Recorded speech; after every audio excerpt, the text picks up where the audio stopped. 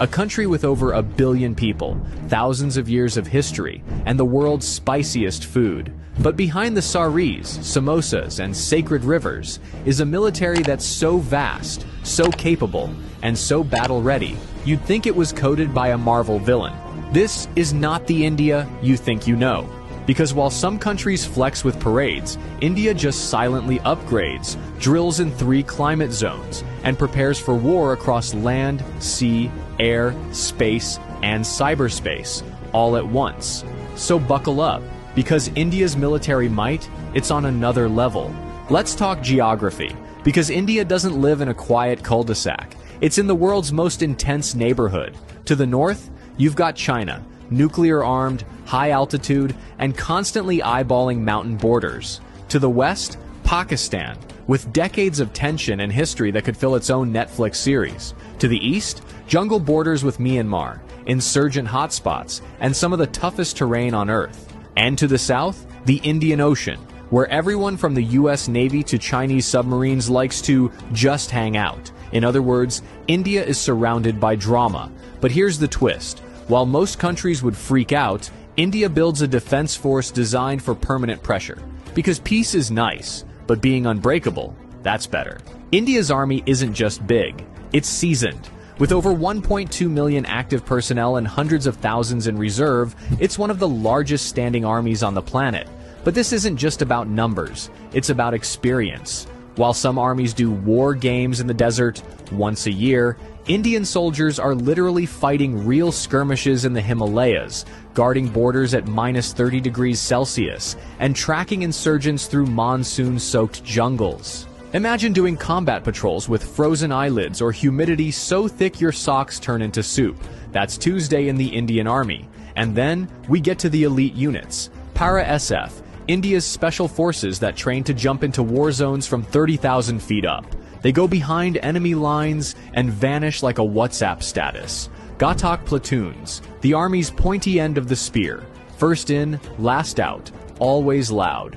RR, Rashtriya Rifles. Fighting counterinsurgency operations 24/7. Not hypothetical, not training. Real combat, real bullets, real stakes. And they're not just trained for ground warfare. They're trained for multi-front conflict, from urban environments to mountain peaks higher than most planes fly. You want gritty? India's army defines it. Now let's talk sky supremacy. The Indian Air Force, or IAF, doesn't mess around. With over 1,500 aircraft, it's one of the biggest and most versatile air forces in the world. And it flies everything. You've got Sukhoi Su-30 MK-IS, multi-role monsters that dogfight like fighter jets and strike like bombers. Rafale jets, precision, speed, stealth. These things could thread a needle from a mile away. Tejas, India's indigenous fighter jet that proves "Make in India" also means mess with me and perish. Oh, and the pilots? They train at altitudes where oxygen is a suggestion, and landing strips are made of ice. But IAF's strength goes beyond jets. You've got AWACS for battlefield surveillance, airborne refueling tankers for long-range operations, and missile systems that give enemy aircraft approximately 0 chances. In a real conflict, India could deploy squadrons to multiple theaters, rain down firepower from 3 directions, and still have jets in reserve. And did I mention they once bombed a terrorist camp 80 kilometers into another country, casually flew back and said, "Yup, we did that"? Yeah, they don't bluff. Now, let's go aquatic. India's Navy is the silent assassin of South Asia. It guards over 7,500 kilometers of coastline, controls key shipping lanes in the Indian Ocean, and has eyes on every passing vessel. We're talking aircraft carriers, INS Vikrant and INS Vikramaditya, stealth destroyers, frigates, corvettes, and landing ships, and nuclear submarines that can launch ballistic missiles from under the damn ocean. The Navy doesn't just protect, it projects. It performs joint drills with the US, Japan, Australia, France, you name it. Why? Because India knows something every superpower knows too. Whoever controls the Indian Ocean controls trade, and India has home field advantage. Plus, if things ever go nuclear, the Navy has INS Arihant, the nuclear-powered submarine with second strike capability, meaning, even if everything else is taken out, India can still end you from under the waves.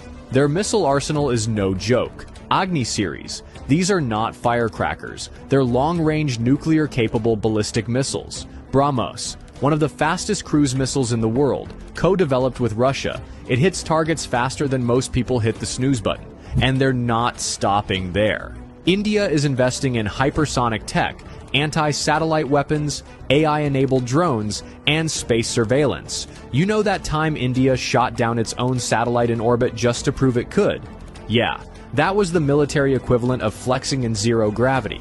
And while other nations are figuring out drone warfare, India is already using domestically built UAVs for surveillance, target acquisition, and strike operations. This isn't just defense, it's domination through innovation. Not all wars are fought with bullets. The country knows the next major war could start with a keyboard, not a gun. So the country is building one of the most formidable cyber defense and cyber offense teams on the planet. They've got CERT-IN, India's Cyber Emergency Response Team, RAW, the shadowy foreign intelligence agency that makes MI6 look like the Scooby-Doo gang, NTRO, the tech spy wing that focuses on signals intelligence, satellite interception, and cyber espionage. From protecting infrastructure to disrupting terror networks, India's digital warriors are already fighting tomorrow's wars. Today. Here's the final boss level. India isn't just armed, it's nuclear armed, with a doctrine of no first use, but a guaranteed second strike that could end cities. With a triad of nuclear delivery systems, land, air, and sea, India ensures that any attack ends in instant regret. But the real strength? Resilience. India has fought multiple wars, faced insurgencies, and bounced back from terror attacks without crumbling. Its soldiers are battle-tested, its people are proud, and its doctrine is clear. We don't want war, but if you bring it, we finish it. So, yeah, next time someone says India is just software engineers, spicy food, and spiritual gurus, remind them it's also one of the largest, most experienced militaries in the world, a nuclear power with cutting-edge tech, a regional powerhouse with global reach, and a nation that trains for every possible threat, just in case the unthinkable becomes real. And while India believes in peace, it's fully prepared for war. Hit that like button if you learned something new. Subscribe if you want more military deep dives like this. And remember, never underestimate quiet strength, especially when it has 1.4 billion people behind it. Until next time, stay smart, stay curious, and maybe don't pick a fight with India.